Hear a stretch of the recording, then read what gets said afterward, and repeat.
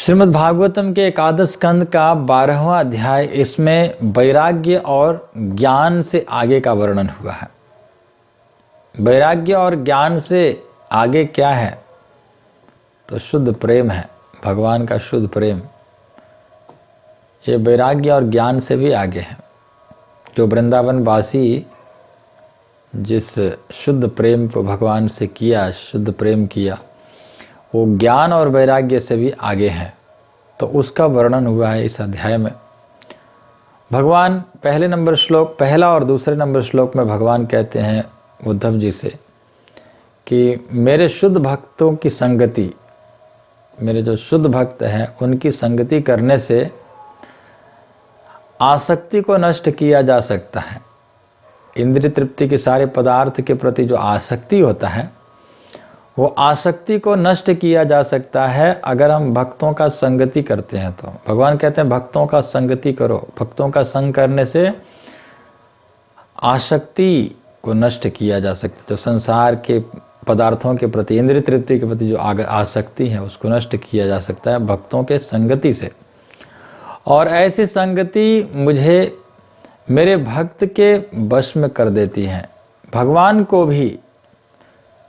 भगवान को भी वश में किया जा सकता है अगर हम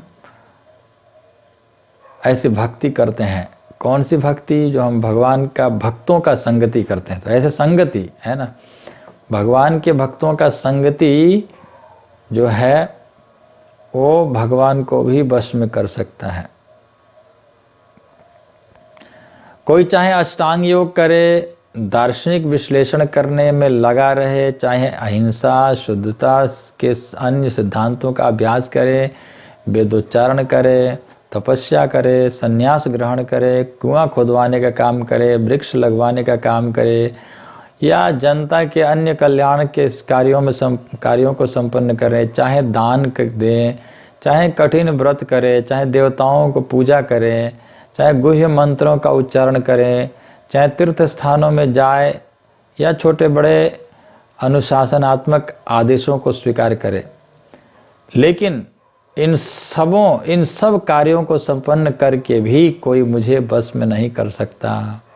भगवान कहते हैं कि मुझे बस में इन सब से नहीं किया जा सकता है।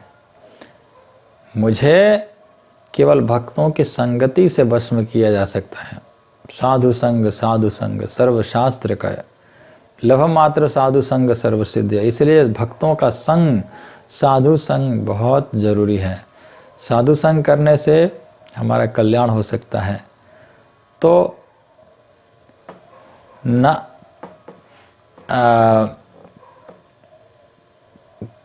भगवान को बस में करने का एक ही उपाय है, वो है भक्तों का संग। ये भगवान स्वयं बता रहे हैं उद्धव जी से कि मेरे को बस में करने का उपाय केवल भक्तों का संग है। तो आगे तीसरे, चौथे, पांचवें और छठे नंबर श्लोक में भगवान कहते हैं कि प्रत्येक युग में रजोगुण और तमोगुण में फंसे अनेक जीव मेरे भक्तों की संगति प्राप्त की है। प्रत्येक युग में, सतयुग, त्रेता युग, द्वापर युग, कलयुग, सभी युगों में रजोगुणी और तमोगुण में फंसे हुए जीव जो है वो भक्तों का संगति प्राप्त किया है। इस प्रकार दैत्य लोग भी भक्तों का संगति की है। राक्षस, पक्षी, पशु, गंधर्व, अप्सरा, नाग, सिद्ध, चारण, गुह्यक और विद्याधर जैसे जीवों के साथ साथ वैश्य, शूद्र, स्त्रियां और अन्य निम्न श्रेणी के मनुष्य मेरे धाम को प्राप्त कर सके हैं, है ना। इन कोई भी क्यों ना हो, चाहे राक्षस ही हो, पशु ही क्यों ना हो, पशु पक्षी कोई भी क्यों ना हो, अगर वो भक्तों का संगति करता है तो वह भगवान को प्राप्त कर सकता है, भगवान के धाम को प्राप्त कर सकता है। उदाहरण बता रहे हैं, जैसे वृत्रासुर हुआ। वृत्रासुर ने भगवान को प्राप्त किया। वृत्रासुर पहले जन्म में विद्याधर था, वो भी उससे पहले नारद जी अंगिरा ऋषि से सत्संग किया था, तो इसलिए वृत्रासुर अभी बना था। तो वृत्रासुर का भी साधु संग के कारण उद्धार हुआ। प्रहलाद महाराज ये अपने माँ के गर्भ में ही नारद जी के संग किए, तो इसलिए साधु संग के कारण उद्धार हुआ। और उन जैसे अन्यों ने मेरे भक्तों की संगति के द्वारा मेरे धाम को प्राप्त किया। ऐसे बहुत सारे भक्त हैं जो भक्तों के संगति के कारण भगवान के धाम को प्राप्त किया। इसी तरह वृषपर्वा हुआ। वृषपर्वा बलि महाराज, बाणासुर, मैं, विभीषण, सुग्रीव, हनुमान, जामुन और गजेंद्र, जटायु, तुलाधार, धर्मव्याध, कुब्जा, वृंदावन की गोपियाँ और यज्ञ कर रहे ब्राह्मणों की पत्नियां भी मेरा धाम प्राप्त कर सकी। ये सभी ने भगवान के धाम को प्राप्त किया। भगवान कह रहे हैं कि मेरे धाम को ये सब प्राप्त किया है। स्वयं भगवान कह रहे हैं, तो इसमें कोई संदेह नहीं है, ये सभी भगवान के धाम गए हैं। ये कह रहे हैं कि मेरे धाम ये लोगों ने प्राप्त किया। तो कैसे प्राप्त किया? भक्तों के संगति से। ये सब भक्तों का संग किया, इसलिए इनकी उद्धार हुआ। ये सब भगवान के धाम को गए। भगवान इसको कह रहे हैं, मतलब अपने धाम को, उनके धाम में रहते हैं ये लोग, पहुंच चुके हैं, तभी तो भगवान कह रहे हैं कि सब मेरे धाम को प्राप्त कर चुके हैं। तो भक्तों के संगति से 7वां नंबर श्लोक में कहते हैं कि मैंने जिन व्यक्तियों का उल्लेख किया है उन्होंने न तो वैदिक वाङ्मय का गहन अध्ययन किया था, बहुत सारे वेद पुराणों को, शास्त्रों को खूब ज़्यादा पठन पाठन भी नहीं किया था इन लोगों ने, न महान संतों की पूजा किया था, और न ही कठिन व्रत या तपस्या किया था इन लोगों ने। मात्र मेरे और मेरे भक्तों की संगति से उन्होंने मुझे प्राप्त किया है। जैसे गोपियाँ हुई, भगवान की संगति की सीधे डायरेक्ट, और गोपियाँ भी भक्तों का संग की थी। पहले जन्म में ऋषि मुनि थी, तो ऋषि मुनि के समय में भी कितने भक्तों का संग की होगी। डायरेक्ट भगवान के संग भी कुछ लोग किए हैं इनमें से, और कुछ लोग इनमें से भक्तों का संग भी किए हैं। तो ये लोग भगवान के धाम को प्राप्त किए हैं, भगवान को प्राप्त किए हैं, क्योंकि भक्तों का और भगवान का संग किए हैं इन लोगों ने। जितने लोगों का नाम भगवान ने अभी गिनाए हैं। 8वें नंबर श्लोक में कहते हैं, गोपियों समेत वृंदावन वासी, गोपियों सहित जो वृंदावन वासी लोग हैं वो गौएं, अचर जीव जो चल फिर नहीं सकते हैं, जैसे वृक्ष आदि हुए, तो अचर जीव, यमलार्जुन वृक्ष थे, यमलार्जुन जो नंद बाबा के आंगन में लगे हुए थे, यमलार्जुन वृक्ष, उनको भगवान ने उखल के द्वारा खींच कर गिरा दिया, तो उसका भी उद्धार हुआ। पशु हुए, जड़ बुद्धि वाले जीव, झाड़ियाँ, जंगल, सर्प माने कालिया नाग को कह रहे हैं। इन सबों ने मुझसे शुद्ध प्रेम करने के ही कारण जीवन की सिद्धि प्राप्त की है। इन सब ने, वृंदावन की बात हो रही है, वृंदावन वासी हुए, गौएं हुए, आचर जीव, वृंदावन में जितने भी वृक्ष आदि हुए, यमलार्जुन वृक्ष जैसे पशु हुए वृंदावन के, जड़ बुद्धि वाले जीव हुए, झाड़ियाँ हुई, जंगल हुई, सर्प, कालिया नाग हुआ, ये सब ने भगवान से शुद्ध प्रेम किया, इसीलिए उन लोगों ने भगवान को प्राप्त किया, सिद्धि को प्राप्त किया। इस तरह आसानी से मुझे प्राप्त किया। भगवान कहते हैं ये सभी ने मेरे को बड़े आसानी से प्राप्त किया। और 9वां नंबर श्लोक में भगवान कहते हैं कि अब यहाँ पर 9वां नंबर श्लोक में गिना रहे हैं कि मुझे प्राप्त कौन कौन नहीं कर सका, कौन कौन नहीं कर सकता है। तो योग, खूब योग करते रहो, चिंतन करते रहो, दान करो, तपस्या करो, व्रत करो, कर्म कांड करो, अन्यों को वैदिक मंत्रों की शिक्षा, है ना, वेदों का निजी अध्ययन, खूब वेद पुराणों को अध्ययन करो, या संन्यास में बड़े बड़े प्रयास करते हुए लगे रहने पर भी मनुष्य मुझे प्राप्त नहीं कर सकता है। खूब करते रहो ये सब।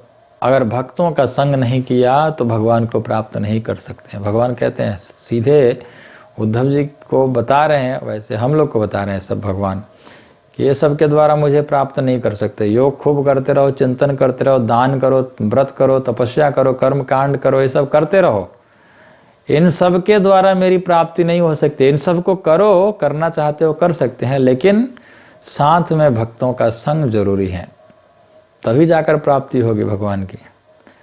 और 10वां नंबर श्लोक में भगवान कहते हैं कि गोपियां इत्यादि वृंदावन वासी गहन प्रेम से सदैव मुझ में अनुरक्त थे।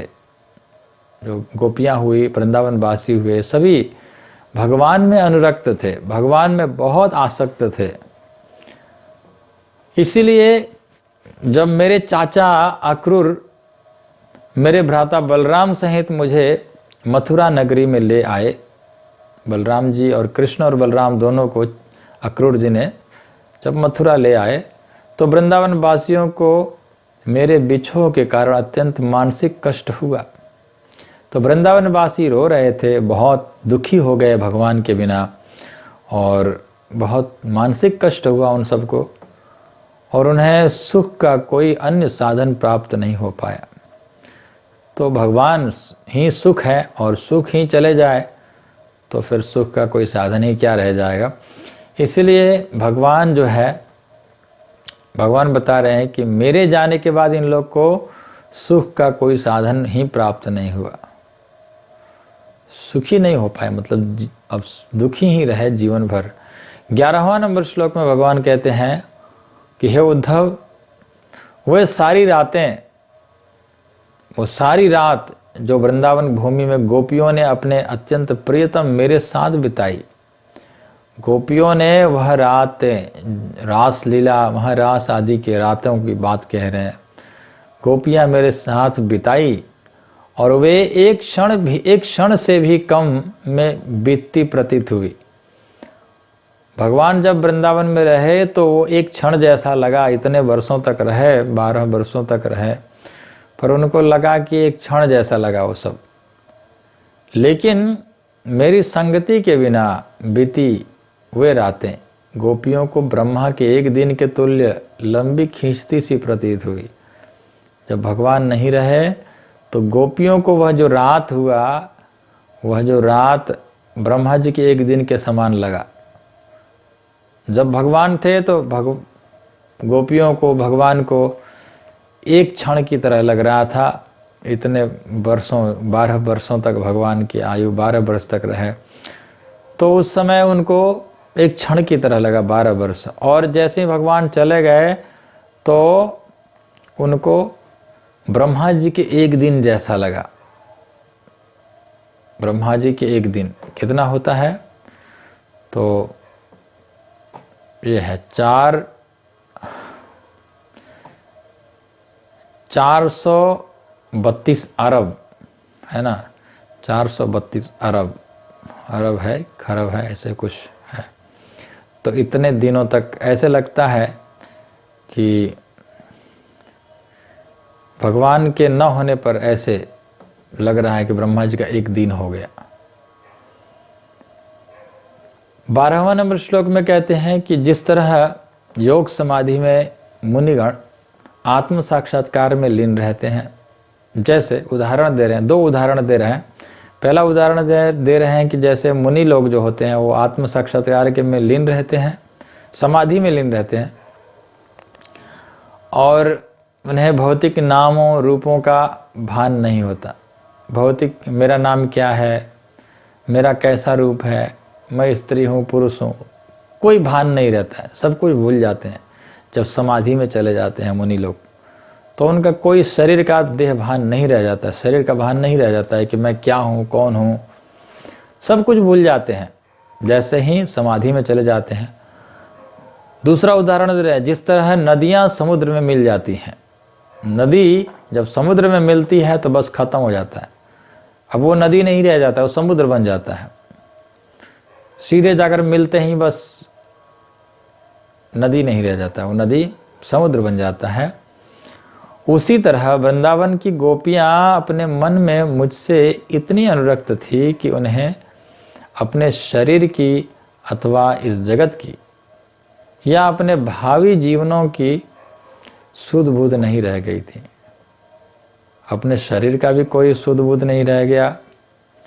इतना अनुरक्त थी गोपियाँ जो हैं भगवान के प्रति, इतना वृंदावन वासी, वृंदावन की गोपियाँ इतना अनुरक्त थे भगवान के प्रति कि उनके शरीर का कोई कोई भान नहीं रह गया, जगत का कोई भान नहीं। आगे हमारा क्या जीवन मिलेगा, ऐसे ज़िंदगी अगर जिएंगे तो क्या होगा, इसका भी कोई सुध बुध नहीं रह गया था। उनकी संपूर्ण चेतना मुझ में बंधी हुई थी। भगवान उद्धव जी से कह रहे हैं कि पूरा चेतना मुझ में लगा हुआ था। और 13वां नंबर श्लोक में कहते हैं कि वे सैकड़ों हजारों गोपियां मुझे ही अपना सर्वाधिक मनोहर प्रेमी जानते थे। प्रेमी, हजारों सैकड़ों गोपियां जो हैं ये भगवान को अपना प्रेमी जान करके और इस तरह मुझे अत्यधिक चाहते हुए मेरे वास्तविक पद से अपरिचित थी। वो जानती नहीं थी कि ये भगवान है या नहीं है।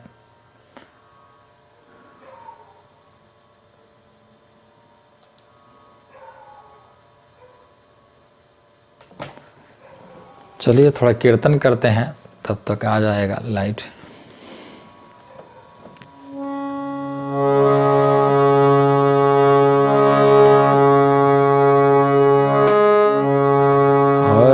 कृष्णा हरे कृष्णा कृष्णा कृष्णा हरे हरे। चलिए एक भजन गाते हैं।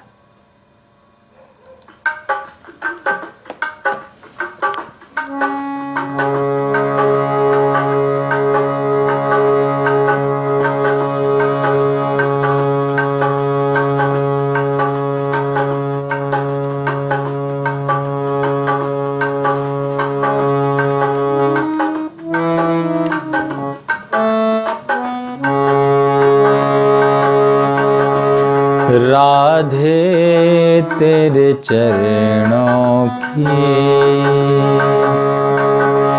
गर धूल जो मिल जाए,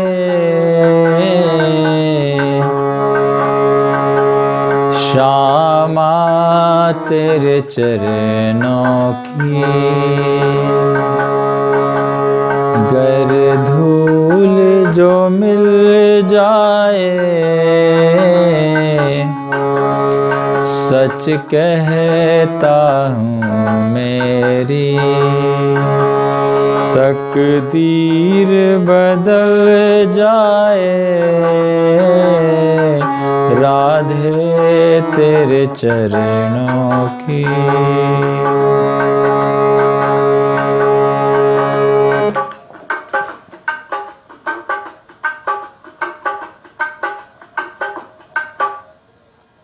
हरे कृष्णा। लाइट आज भी लगता है।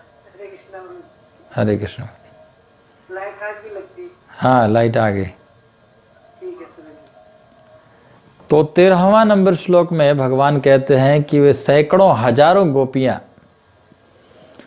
मुझे ही अपना सर्वाधिक मनोहर प्रेमी जान करके और इस तरह मुझे अत्यधिक चाहते हुए मेरे वास्तविक पद से अपरिचित थी, जानती नहीं थी। भगवान कह रहे हैं कि वो भगवान है करके वो नहीं जानती थी, फिर भी मुझसे घनिष्ठ संगति करके मुझे प्राप्त किया, मतलब भगवान को प्राप्त किया।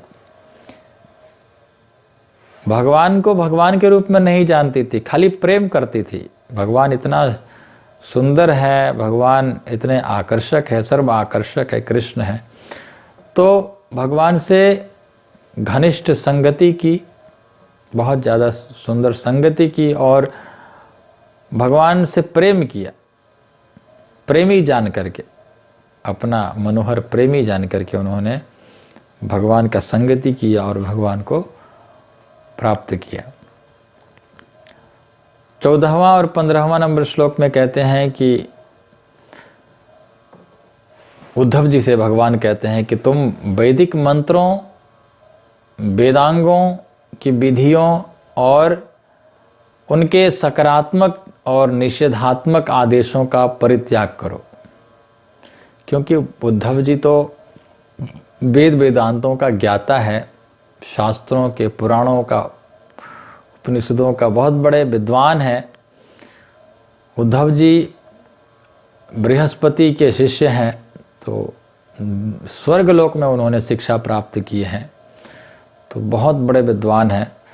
तो भगवान कहते हैं इन सब को भूल जाओ, वैदिक मंत्रों को भूल जाओ, वेदांगों की विधियों को भूल जाओ, वेदों के विधि को भूल जाओ और सब कुछ भूल जाओ, सब कुछ परित्याग कर दो। सकारात्मक और निषेधात्मक आदेशों का परित्याग कर दो, सब कुछ त्याग कर दो।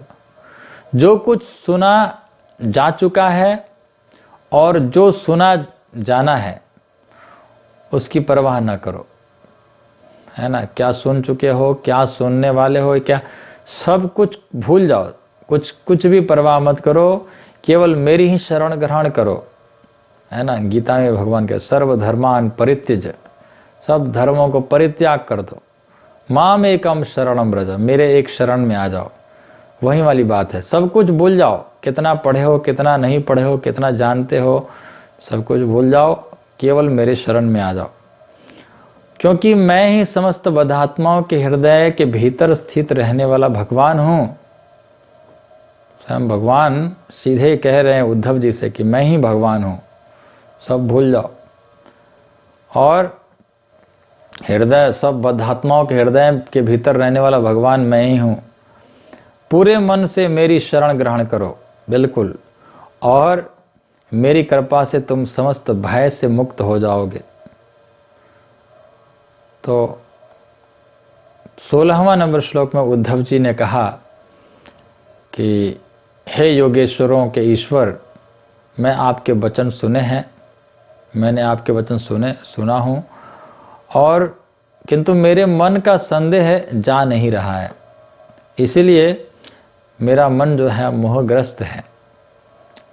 तो 17वां नंबर श्लोक में भगवान कहते हैं कि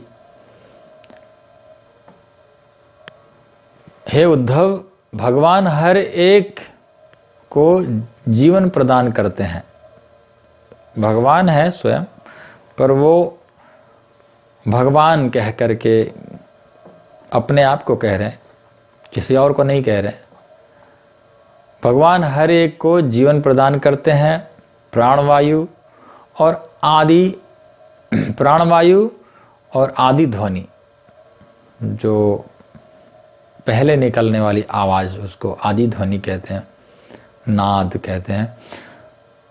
आदि ध्वनि के सहित हृदय के भीतर स्थित है भगवान, हृदय के भीतर स्थित है। और भगवान को अनेक सूक्ष्म रूप में हृदय के भीतर मन के द्वारा देखा जा सकता है।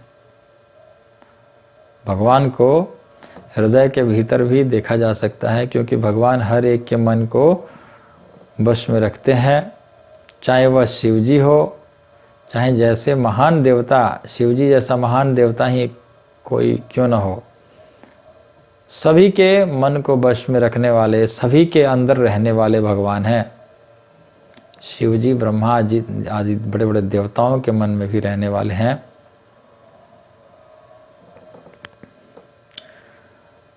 भगवान वेदों की ध्वनियों के रूप में जो ह्रस्व और दीर्घ स्वरों, वेदों में ह्रस्व और दीर्घ, ह्रस्व मतलब अ हो गया, या जो ह्रस्व हुआ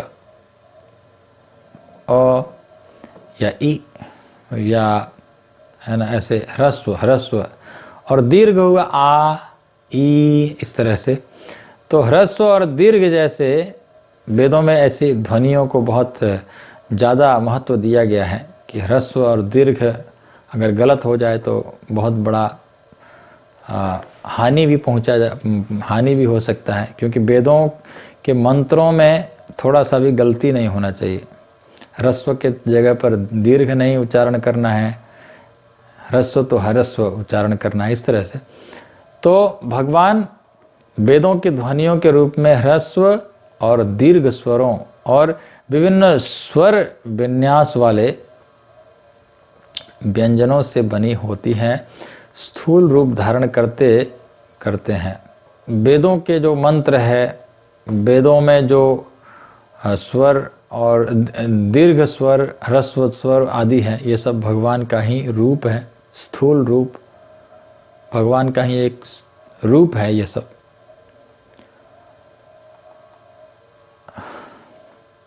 अठारहवां नंबर श्लोक में कहते हैं, जब काठ के टुकड़ों को जोर से आपस में जब रगड़ा जाता है, काठ के टुकड़ों मतलब लकड़ी, दो लकड़ी लेकर के जब जोर से रगड़ते हैं तो वायु के संपर्क से ऊष्मा उत्पन्न होता है, मतलब आग उत्पन्न होता है, और अग्नि की चिंगारी प्रकट होती है। एक बार अग्नि जल जाने पर उसमें घी डालने पर अग्नि प्रज्वलित हो उठती है। इसी प्रकार मैं वेदों के ध्वनि के कंपन में प्रकट होता हूँ। तो वेद के ध्वनि का जो कंपन है उसमें भगवान प्रकट होते हैं। जैसे उदाहरण दे, जैसे दो लकड़ियों को घिसने से आग प्रकट होता है, वैसे ही मैं वेदों के ध्वनियों के कंपन से मैं प्रकट होता हूँ। 19वां नंबर श्लोक में कहते हैं कि कर्मेंद्रियों के कार्य, कर्मेंद्रिय जो हमारे मुख, वाक, हाथ, वाणी, हाथ, पैर, उपस्थ, नाक, जीव, आँख, त्वचा, कान, ज्ञानेंद्रिय के कार्य के साथ ही मन, बुद्धि, चेतना और अहंकार जैसे सूक्ष्म इंद्रियों के कार्य एवं सूक्ष्म प्रधान के कार्य और तीनों गुणों की अन्योन्य क्रिया, इन सबों को मेरा भौतिक व्यक्त रूप समझना चाहिए। ये भगवान के भौतिक रूप है, भौतिक व्यक्त रूप, जो दिखाई देने वाला रूप है। ये सब, ये सभी वाणी हुआ, हाथ, पैर, उपस्थ, नाक, जीव, आँख, त्वचा, कान, ये सभी ये भगवान के भौतिक रूप है, ऐसे कह रहे हैं। और 20वां नंबर श्लोक में भगवान कहते हैं कि जब खेत में कई बीज डाले जाते हैं तो एक ही स्रोत मिट्टी से असंख्य वृक्ष, झाड़ियाँ, वनस्पतियाँ निकल आती हैं। एक ही मिट्टी है, स्रोत जो है एक ही है, मिट्टी है, लेकिन अलग अलग वृक्ष निकलता है। उसमें से बीज डालते हैं तो एक ही स्रोत मिट्टी से असंख्य वृक्ष, झाड़ियाँ, वनस्पतियाँ निकल आती हैं। तो अलग अलग एक ही स्रोत, जो मिट्टी तो मिट्टी ही है, पर मिट्टी से अलग अलग प्रकार से वनस्पतियाँ होती हैं। इसी तरह सबों के जीवनदाता और नित्य भगवान आदि रूप में विराट जगत के क्षेत्र के बाहर स्थित हैं, ऐसे ही भगवान बाहर स्थित हैं। किंतु कालक्रम से तीनों गुणों के आश्रय और ब्रह्मांड रूप कमल फूल के स्रोत भगवान अपनी भौतिक शक्तियों को विभाजित करते हैं और असंख्य रूपों में प्रकट प्रतीत होते हैं। यद्यपि वे एक है तो भगवान एक, लेकिन अलग अलग रूपों में दिखते हैं।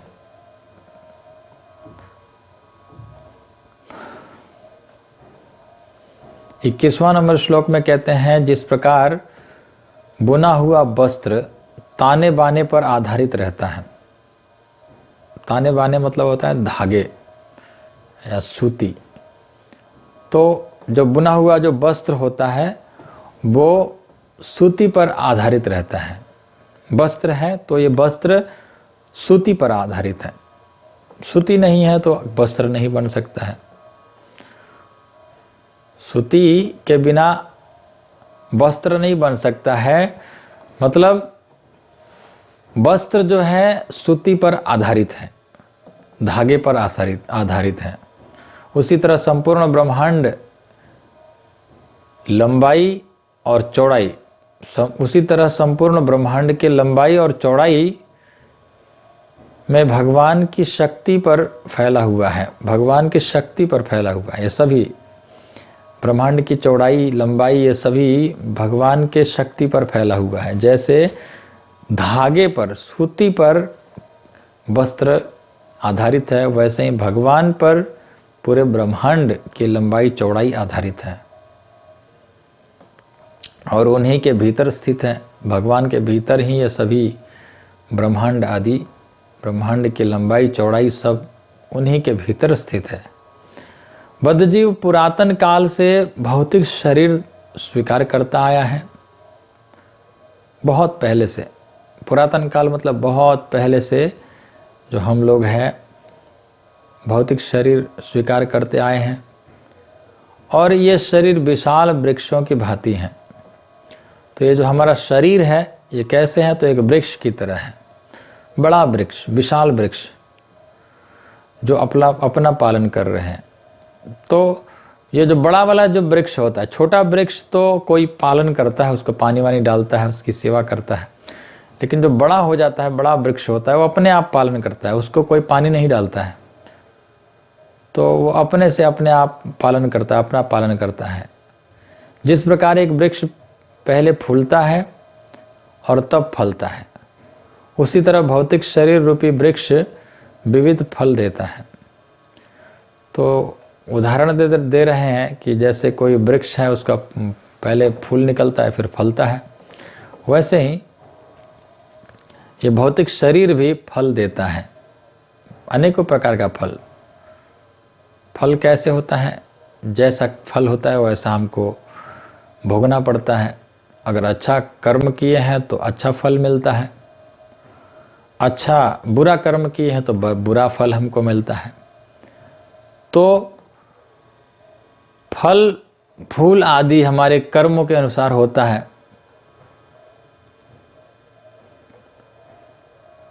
आगे और बता रहे हैं 22 और 23 नंबर श्लोक में कहते हैं कि संसार रूपी वृक्ष के 2 बीज हैं। ये संसार जो है, ये संसार रूपी वृक्ष, संसार जो है वृक्ष के जैसा है और इस वृक्ष का 2 बीज है, पाप और पुण्य। पाप और पुण्य ये 2 बीज हैं। सैकड़ों जड़ें हैं, बहुत सारे जड़ हैं। जड़ मतलब वासनाएं, इच्छाएं, बहुत प्रकार की वासनाएं होती है, बहुत प्रकार की इच्छाएं होती है। तो सैकड़ों जड़ें हैं, इस वृक्ष की सैकड़ों जड़ें हैं, वासनाएं बहुत हैं, इच्छाएं बहुत हैं। और 3 निचले तने हैं, नीचे में 3 तने हैं। 3 तने मतलब सत्वगुण, रजोगुण और तमोगुण, ये 3 गुण हैं, निचले तने हैं। और ऊपरी तने है 5 महाभूत, 5 ऊपरी तने हैं। इस वृक्ष की ऊपर में तने 5 तने हैं। तो वो क्या है, तो 5 महाभूत है, जल, पृथ्वी, अग्नि, वायु, आकाश, ये 5 महाभूत है। और यह 5 प्रकार के रस उत्पन्न करता है। 5 महाभूत का 5 रस होता है, शब्द, स्पर्श, रूप, रस, गंध, तो ये सब उत्पन्न करता है। इसमें 11 शाखाएं हैं। ये जो वृक्ष है, भौतिक संसार रूपी जो वृक्ष है, इसकी 11 शाखा है। वो क्या है, तो इंद्रियां हैं, 5 कर्मेंद्रिय, 5 ज्ञानेंद्रिय और मन, ये 11 इंद्रियां। तो इसमें 11 शाखाएं जो है वो 11 इंद्रियां हैं। और 2 पक्षियों ने एक घोंसला बना रखा है, 2 पक्षियों ने एक घोंसला बना रखा है, मतलब घोंसला, अपना अपना घोंसला बनाया है एक साथ। हम लोग पिछले अध्याय में श्रवण कर रहे थे। तो दोनों पक्षियों ने घोंसला बनाया है।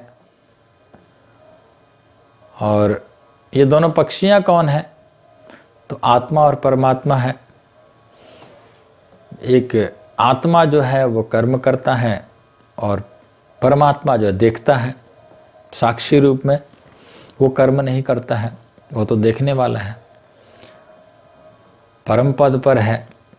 और यह वृक्ष की 3 प्रकार की छालों से ढका है। यह जो वृक्ष है, यह वृक्ष 3 प्रकार के छालों से ढका हुआ है। वो क्या है? तो कफ, वात और पित्त। ये जो है कफ, वात और पित्त, ये छाले हैं, वृक्ष की छालें। वृक्ष के जो पेड़ है उसमें छाले अलग अलग होते हैं। तो ये कफ, वात और पित्त है। और यह 2 फल उत्पन्न करता है, सुख और दुख। 2 फलों को उत्पन्न करता है। वृक्ष में फल लगते हैं, फल निकलता है, फल होता है, तो वो जो फल है वो सुख और दुख है। और सूर्य तक फैला हुआ है। ये जो वृक्ष है ये सूर्य तक फैला हुआ है। तो इसी वृक्ष के माध्यम से व्यक्ति मुक्ति को प्राप्त करता है। जो लोग कामुक हैं और गृहस्थ जीवन में लगे हैं, जो कामुक लोग हैं, गृहस्थ जीवन में हैं, कामुक लोग हैं, वे वृक्ष के एक फल को भोग करते हैं और दूसरा फल का भोग संन्यास आश्रम के हंस सदृश व्यक्ति करते हैं। तो जो कामुक लोग हैं, गृहस्थ जीवन में लगे हुए हैं, वे इस वृक्ष के फल को भोग करते हैं, भोगते हैं, तभी तो हमको कर्म का अलग अलग फल मिलता है, फिर हमें अपने कर्मों का फल को फिर भोगना पड़ता है। तो भोगने के कारण वृक्ष के एक फल को भोग करते हैं। और कौन सा फल है? दुख। दुख रूपी जो फल है उसको भोग करते हैं। जो लोग कामुक हैं, गृहस्थ जीवन में लगे हैं, वे वृक्ष के एक फल का भोग करते हैं। कौन सा फल का भोग करते हैं? तो दुख रूपी फल का भोग करते हैं। और दूसरे फल का भोग संन्यास आश्रम के हंस सदृश व्यक्ति करते हैं। तो दूसरा जो फल है सुख है ना। पहला फल जो है गृहस्थ जीवन में दुख रूपी फल को भोगता है व्यक्ति, और जैसे ही संन्यास आश्रम में चला जाता है सुख रूपी फल को भोगता है। सुख और दुख तो फल है ना। इस वृक्ष में 2 फल लगा हुआ है, सुख और दुख। तो दुख रूपी जो फल है वो गृहस्थ जीवन में व्यक्ति भोग करता है, इस फल को भोगता है। और दूसरा जो फल है वो संन्यास आश्रम में भोग करता है, उस फल को खाता है। जो व्यक्ति प्रमाणिक गुरु की सहायता से इस वृक्ष का एक परब्रह्म की शक्ति के अभिव्यक्ति के रूप में अनेक रूपों में प्रकट हुआ समझ लेता है, जो व्यक्ति इस वृक्ष को समझ लेता है कि ये क्या है, ये कैसे हैं, इसको जो समझ लेता है वही वैदिक वाङ्मय के असली अर्थ को जानता है। तो वेदों को जानने वाला वही है जो इस वृक्ष को जान लेता है। 24 नंबर श्लोक में भगवान कहते हैं कि तुम्हें चाहिए कि तुम धीर बुद्धि से गुरु की सावधानी पूर्वक पूजा द्वारा शुद्ध भक्ति संपन्न करो। गुरु की पूजा करो और गुरु की पूजा करके सावधानी पूर्वक धीर बुद्धि से गुरु की पूजा करो और शुद्ध भक्ति उत्पन्न करो। और दिव्य ज्ञान रूपी तेज कुल्हाड़ी से आत्मा के सूक्ष्म भौतिक आवरण को काट दो। भगवान का साक्षात्कार होने पर तुम उस तार्किक बुद्धि रूपी कुल्हाड़े को त्याग